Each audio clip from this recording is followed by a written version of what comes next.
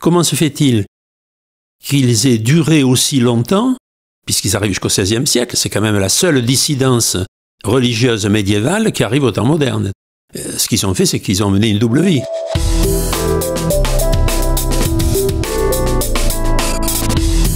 Bienvenue sur les traces des Vaudois. Je suis Antoine Gouritin et dans cette enquête du musée protestant, je vous emmène à la découverte des Vaudois. Un nom qui a été utilisé pour désigner une dissidence religieuse qui a pris des formes très différentes et a nourri bien des fantasmes du XIIe siècle à nos jours.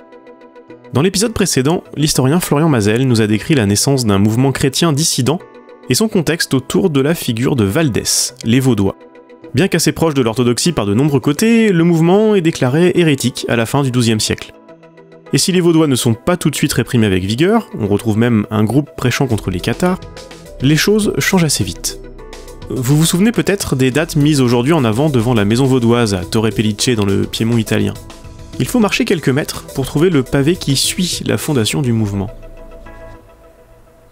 C'est intéressant de voir les dates qui ont été retenues au moment où ce pavage a été fait, et on commence en 1174. Oui, c'est la date dans laquelle on dit qu'il y a eu la conversion de Valdo, donc qui a fondé le mouvement vaudois. Et après, si on va continuer, il y a... Avançons, il y a le 1532, qui c'est la date dans laquelle normalement on parle du synode de Champforain, c'est-à-dire l'assemblée dans laquelle les anciennes barbes, mais aussi les chefs de famille vaudois des Sévalais ont choisi d'adhérer à la réforme protestante de Calvin. Cela peut donner l'impression qu'il ne se passe pas grand-chose entre la fin du XIIe siècle et le début du XVIe siècle. Voire que le passage à la réforme protestante est la suite logique de la conversion de Valdès. Je me suis vite rendu compte en lisant l'historien Gabriel Audizio qu'il n'en était rien, même si les groupes vaudois sont assez mal connus jusqu'au XVe siècle. Et je dois dire que c'est peut-être cette partie de l'enquête qui m'a le plus passionné. Pour l'historien, même s'il est difficile de le prouver, il y a une forme de continuité au moins culturelle entre les premiers vaudois du XIIe siècle et ceux qui ressurgissent dans les textes au XIVe et XVe siècle. Je suis donc allé voir Gabriel Audizio pour qu'il me raconte cette deuxième période de l'histoire des Vaudois.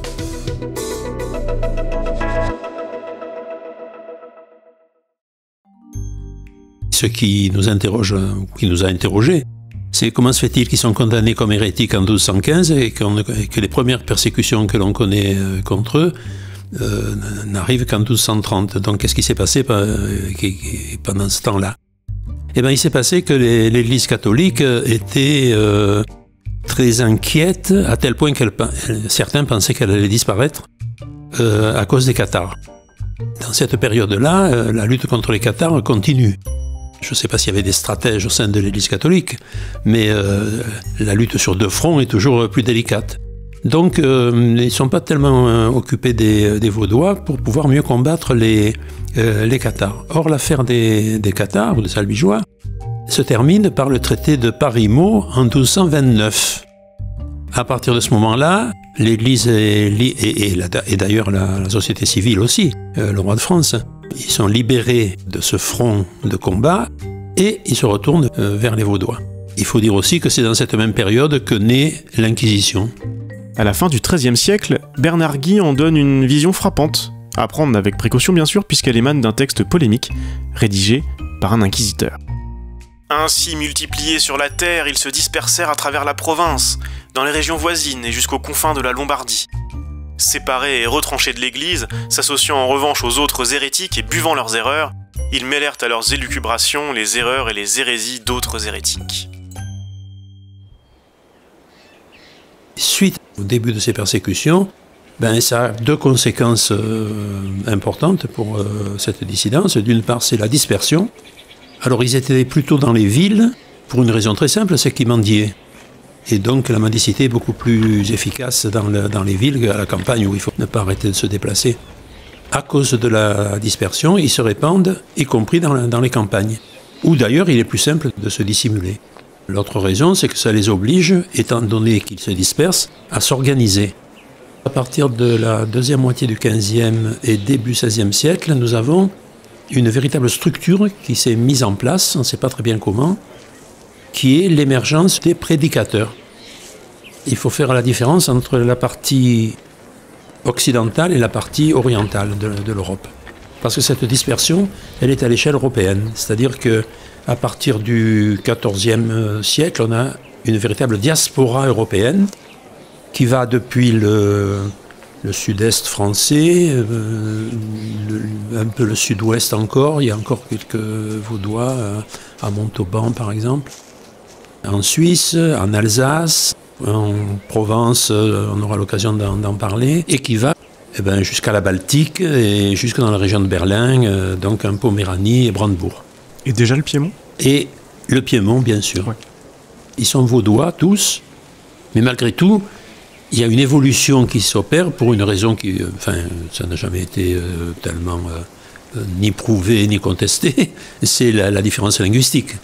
Il y a d'un côté un monde roman, qui tant bien que mal se comprend entre eux, que ce soit le languedocien, le provençal, le piémontais, bon.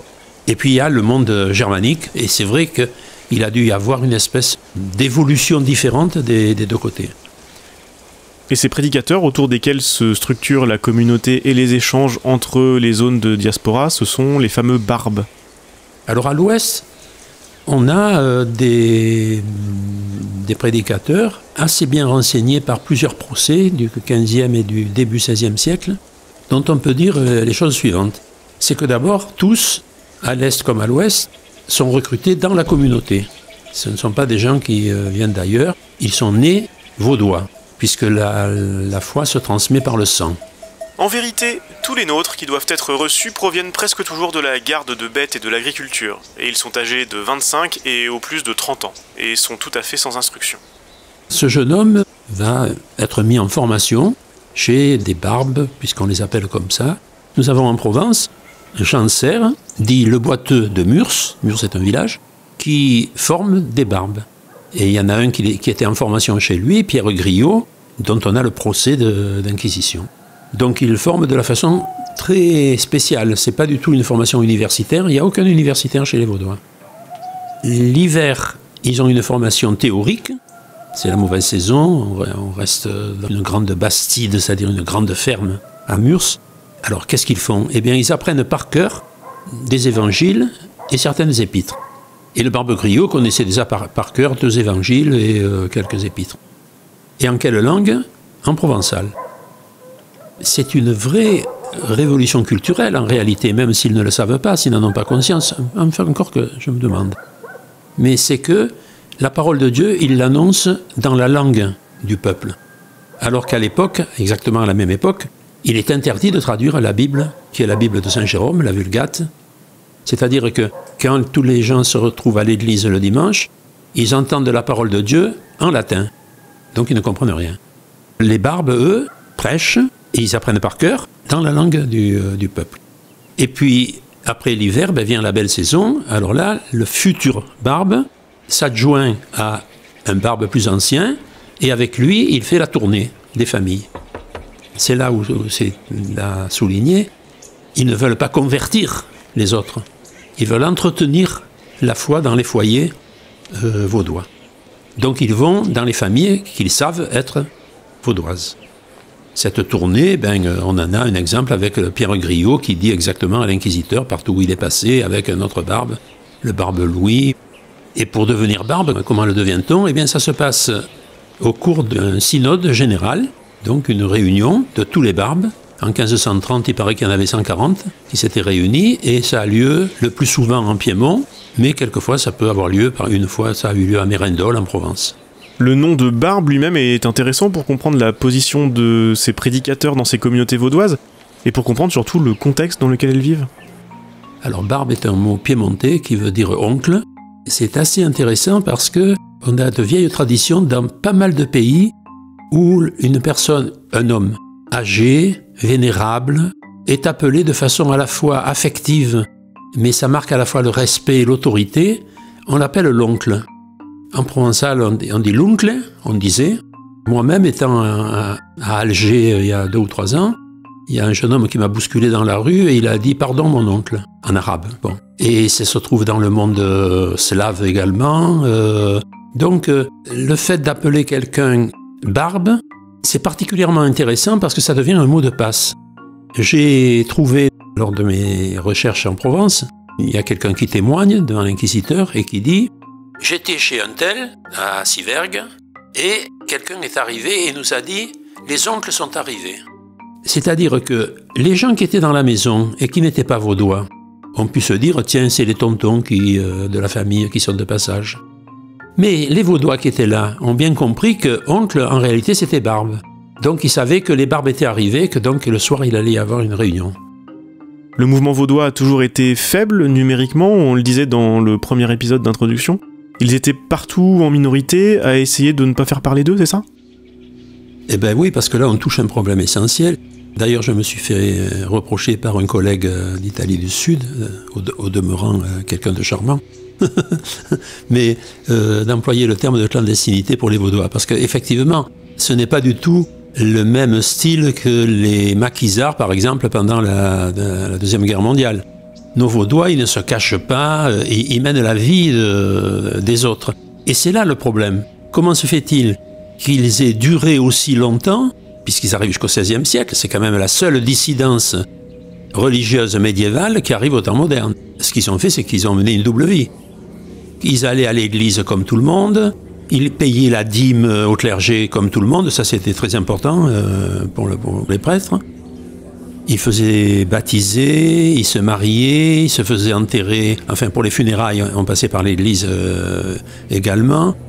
Et d'ailleurs, j'ai réussi à en avoir la preuve formelle, puisqu'il y a un curé, le curé de Roussillon, qui pendant une trentaine d'années a tenu un registre, parce que c'était important pour lui, parce que toutes ces cérémonies étaient payantes.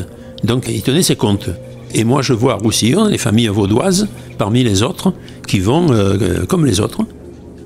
Autre exemple parlant, parmi les spécificités identifiables qui sembleraient faciles à déceler, on retrouve le refus du serment. L'inquisiteur Bernard Guy relevait déjà ce trait comme un indice à la fin du XIIIe siècle. Ils soutiennent et enseignent également que tout serment, tant en justice qu'ailleurs, sans exception ni explication, est défendu par Dieu, illicite et coupable, interprétant ainsi en un sens excessif et déraisonnable les paroles du Saint-Évangile et de l'apôtre Jacques contre le serment. Mais comment faire quand vous êtes en plein dans une société qui passe son temps à prêter serment? Pas seulement devant le tribunal. Personnellement, pour avoir dépouillé je ne sais combien de milliers de registres notariés, on voit qu'ils prêtent serment constamment. Non seulement pour un contrat de mariage, mais même pour un prêt, pour une déclaration de je ne sais quoi. Enfin, on prête serment sur l'Évangile. Et moi, je vois mes Vaudois qui prêtent serment absolument comme tous les autres. Du coup, le problème qui est posé, c'est si on fait vraiment comme les autres, comment est-ce qu'on maintient une identité particulière? Eh bien, je crois que ce qui permet de le comprendre, c'est les barbes, c'est les prédicateurs. C'est eux qui maintiennent, à mon avis, il n'y a pas de traité qui exprime ça. Mais c'est impossible autrement d'expliquer comment ils ont tenu pendant 3 siècles ou 3 siècles et demi dans la persécution, alors qu'ils menaient la vie de tout le monde. Mais est-ce que pour autant, ils passaient inaperçus? Personnellement, je n'en suis pas persuadé. Pourquoi alors? Vous savez, j'ai eu l'occasion d'écrire un manuel sur les paysans, et je pense que la société paysanne fonctionne sur la modalité que j'ai appelée la solidarité-surveillance. On forme une communauté, on est solidaire. S'il y a un malheur qui arrive, on soutient. Au moment de la moisson ou des vendanges, on se répartit le travail les uns les autres et on va s'aider. Bon. Mais en même temps, on se surveille. C'est-à-dire que rien ne passe inaperçu. Vous croyez-vous qu'on ne vous regarde pas, détrompez-vous. Et puis, il y a quelque chose quand même, les Vaudois se marient entre eux.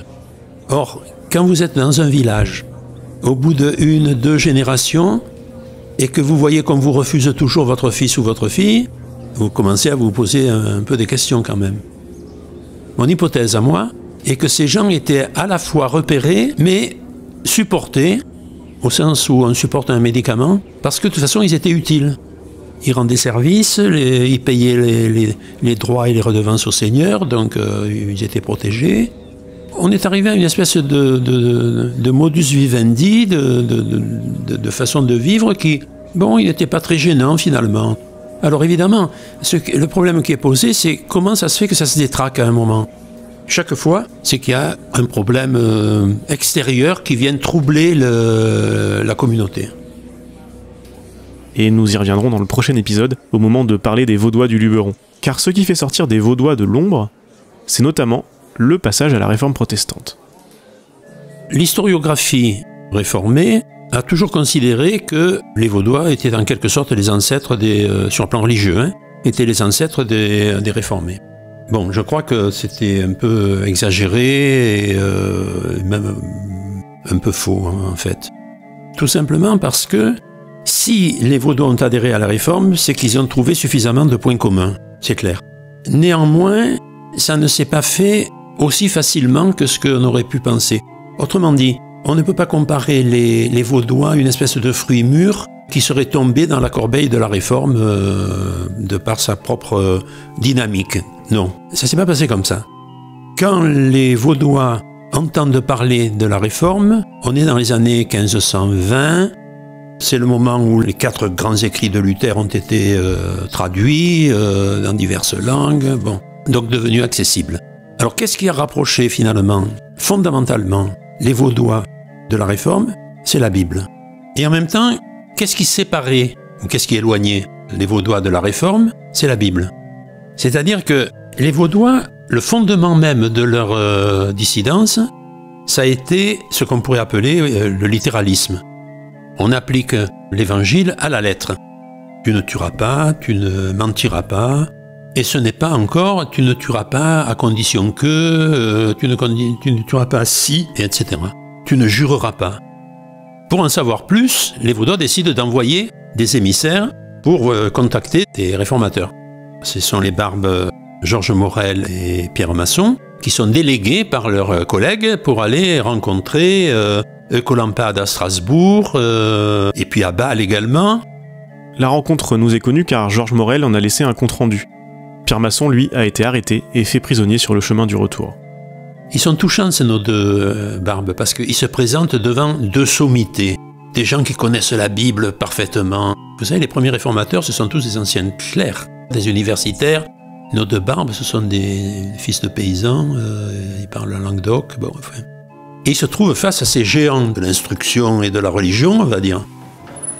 Nous espérons et avons pleinement confiance que l'Esprit nous illumine par ton intermédiaire et nous éclaire sur de nombreuses choses que, à cause de notre ignorance et de notre paresse, nous mettons en doute et aussi que nous ignorons totalement.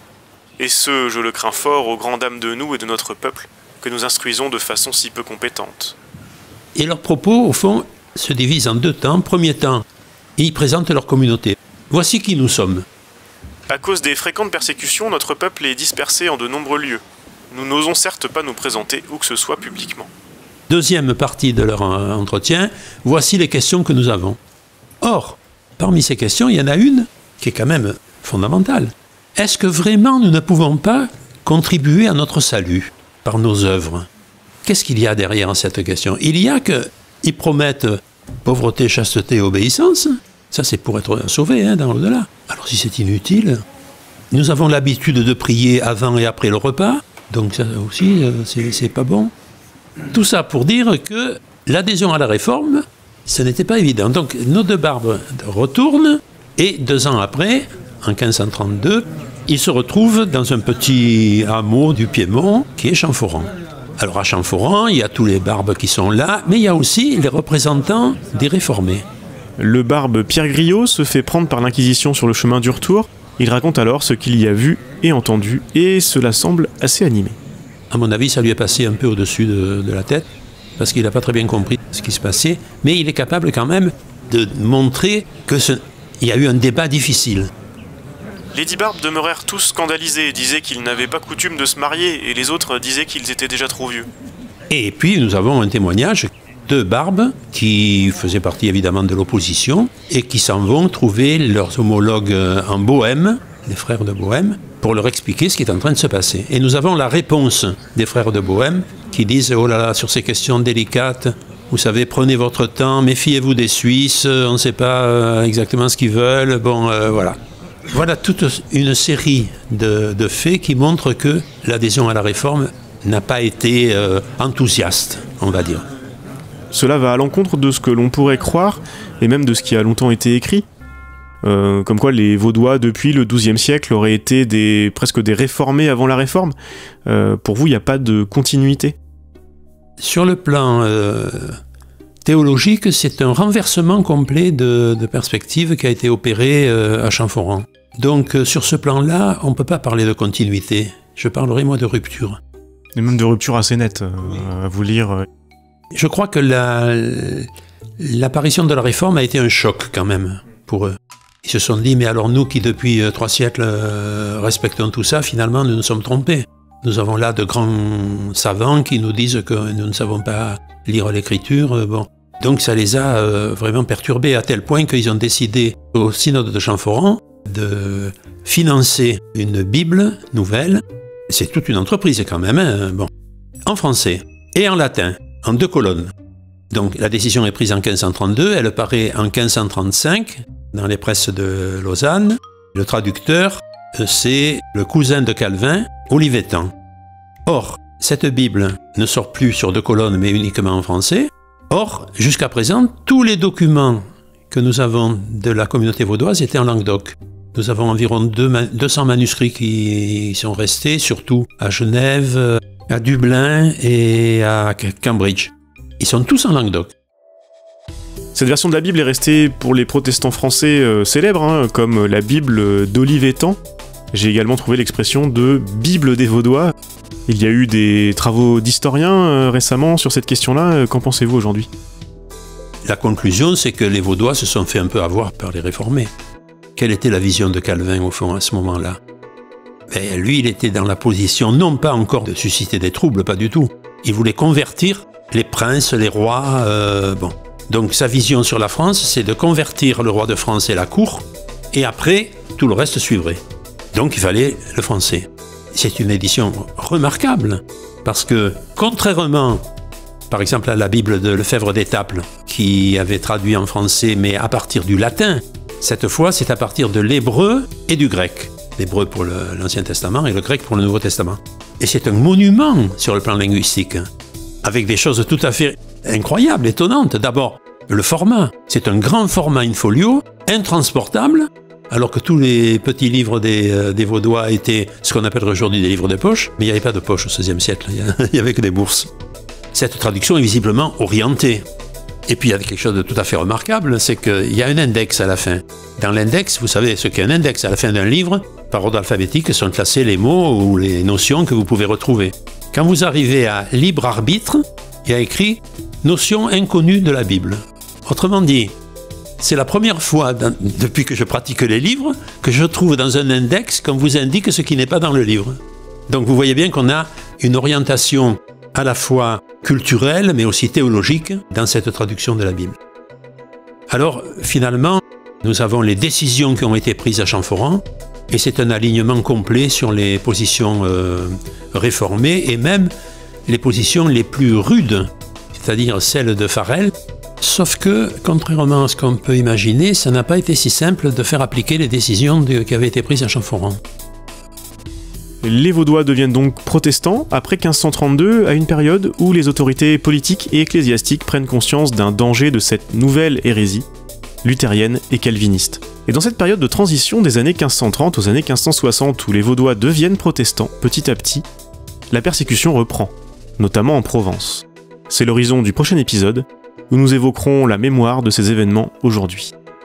Les élèves ont tilté et ont dit c'est exactement ça la question de la liberté d'expression. Quand les Vaudois se sont saisis de cette liberté, en tout cas quand ils ont fait le choix d'exprimer leur foi au grand jour, c'est là que les ennuis ont commencé pour eux.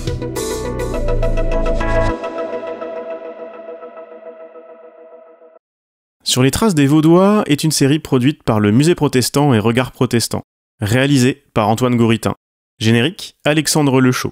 Retrouvez les références bibliographiques et sonores ainsi que les autres épisodes dès à présent sur le site du Musée protestant et dans votre application de podcast favorite.